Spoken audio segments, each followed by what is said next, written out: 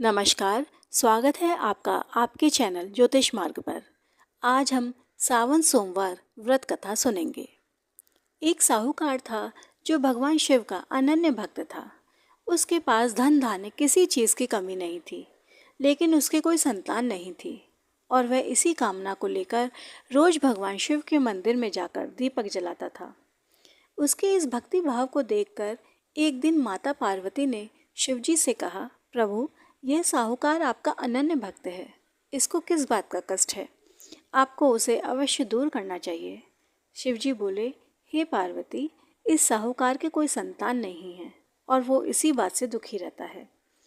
तब माता पार्वती ने कहा, हे ईश्वर, कृपा करके इसे पुत्र का वरदान दे दीजिए।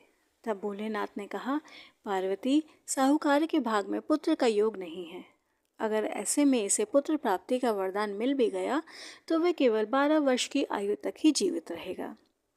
यह सुनने के बाद माता पार्वती ने कहा, प्रभु, आपको साहूकार को पुत्र का वरदान देना ही होगा, अन्यथा भक्त आपकी पूजा सेवा क्यों करेंगे? माता के बार बार कहने से भोलेनाथ ने साहूकार को पुत्र का वरदान दे दिया, लेकिन यह भी कहा कि यह केवल 12 वर्षों तक जीवित रहेगा। साहूकार ये सारी बातें सुन रहा था, इसलिए ना तो उसे कोई खुशी हुई और ना ही दुख। वह पहले की तरह ही भोलेनाथ की पूजा अर्चना करता रहा।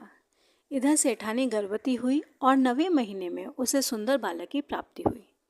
परिवार में खूब हर्षोल्लास मनाया गया, लेकिन साहूकार पहले की तरह ही रहा। उसने बालक की 12 वर्ष की आयु का जिक्र किसी से भी नहीं किया। जब बालक 11 वर्ष का हो गया तो एक दिन साहूकार की सेठानी ने बालक के विवाह के लिए कहा, तो साहूकार ने कहा कि वह अभी बालक को पढ़ने के लिए काशी भेजेंगे। इसके बाद उन्होंने बालक के मामा को बुलाया और उसे काशी पढ़ने के लिए भेज दिया और कहा कि रास्ते में जिस भी स्थान पर रुकना, वहाँ पर यज्ञ करते और ब्राह्मणों को भोजन कराते हुए आगे बढ़ना। वो दोनों इसी तरह ब्राह्मणों को भोजन कराते और यज्ञ कराते हुए आगे बढ़ रहे थे कि रास्ते में एक राजकुमारी का विवाह हो रहा था। जिस राजकुमार के साथ उसका विवाह हो रहा था वो एक आंख से काना था। यही बात राजकुमार के पिता को सताई जा रही थी। जब उसने अति सुंदर साहूकार के बेटे को देखा तो उसके मन में विचार आया, क्यों ना मैं घोड़े पर बैठाकर शादी के सारे काम इस लड़के से ही संपन्न करा लिए जाएं। तो उन्होंने उनके मामा से बात की और कहा कि इसके बदले में हम आपको बहुत सा धन देंगे। तो वो भी राजी हो गए। इसके बाद साहूकार का विवाह राजकुमारी के साथ संपन्न हो गया। पर साहूकार ने जाने से पहले राजकुमारी की चुनरी पर लिख दिया कि तेरा विवाह तो मेरे साथ हुआ है, लेकिन तुम्हें जिस राजकुमार के साथ भेजेंगे वो एक आंख से काना है। उसके बाद वह मामा के साथ काशी चला गया। उधर जब राजकुमारी ने अपनी चुनरी पर यह लिखा हुआ पाया तो उसने राजकुमार के साथ जाने से मना कर दिया और राजा ने भी अपनी पुत्री को बारात के साथ विदा नहीं किया। बारात वापस लौट गई। इधर मामा और भांजे काशी जी पहुंच गए। एक दिन मामा ने यज्ञ रखा था और भांजा बहुत देर तक बाहर नहीं आया, तो मामा ने अंदर जाकर देखा तो भांजे के प्राण निकल चुके थे। वह बहुत परेशान हुआ, लेकिन सोचा कि अभी रोना पीटना मचाया तो ब्राह्मण चले जाएंगे और यज्ञ का कार्य अधूरा रह जाएगा। जब यज्ञ संपन्न हुआ तो मामा ने रोना पीटना शुरू किया। उसी समय भगवान शिव और माता पार्वती उधर से जा रहे थे। तो माता पार्वती ने शिवजी से पूछा, हे प्रभु, ये कौन रो रहा है?